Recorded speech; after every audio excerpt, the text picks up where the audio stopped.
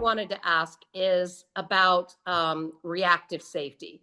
For many years, fleet safety has focused on reviewing what happened after the crash. Why has this reactive approach to safety been the norm for so long? Yeah, I mean, I think what's so interesting when we look at the evolution of safety just in general, most of your viewers and clients that I speak with, they've kind of taken one of two approaches. They've started with telematics. And so when you think about telematics, it's really just raw data that doesn't really tell a story about what happened or why it happened. And then when you think about moving into video safety, really, it did provide some more visibility to it, but it was really a reactive approach. In the past, fleets have often relied on event capture or hands on coaching programs. But what are the limits of those approaches in your experience? Yeah, when you think about the crash camera, there's no real change management in place here. There is no prevention of at-fault accidents. And it's certainly easy to deploy. There's no resources needed, but you really have a limited ROI just to those accidents that you captured the incident and you had the opportunity to kind of prove you're at fault. And then as you moved into this managed coaching model, it really requires a heavy lift or a lot of resources to implement those safety solutions. Like there's all kinds of other factors that come into it that become a real challenge for you to deploy. In safety, how are AI powered safety technologies and in cab camera systems changing fleet safety today?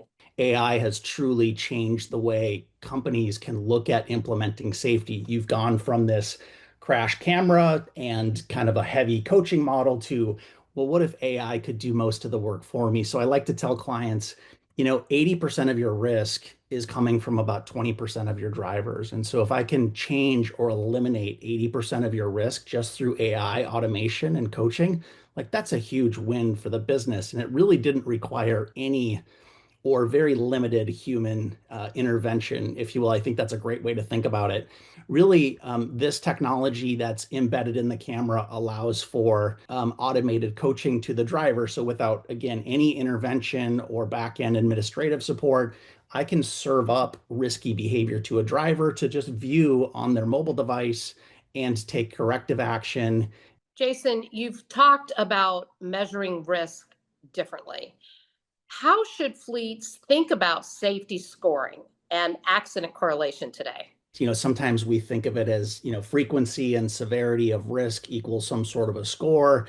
But I think there's so many other factors that play into it, meaning there's context and causality of the risk, and there's other factors that go into it. And so, what you really want to look for is a scoring solution that really correlates to accidents. Most folks out there know the concept of credit scores. A scoring system for drivers or for your organization can be very much measured in the same way. So a higher score equals, better driving behaviors and a lower risk to the business. And we just find that customers absolutely love that. How can this better context and smarter scoring that you've been talking about actually improve coaching without damaging driver trust? I think where you really gain trust and buy-in from the drivers is I talked a minute ago about the ability to self-correct so that in the moment coaching and self-correcting, like you've then empowered the driver to change their behavior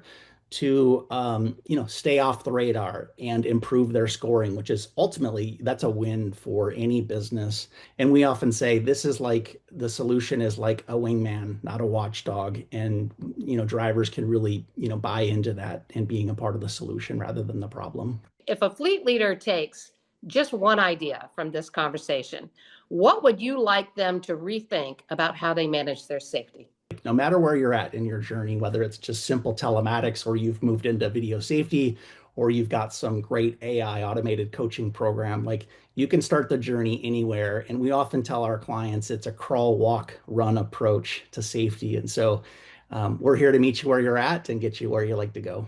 Jason Billman with IntelliShift, thank you so much for your time today and for sharing all of your expertise. Love it. So grateful to be here and appreciate the opportunity.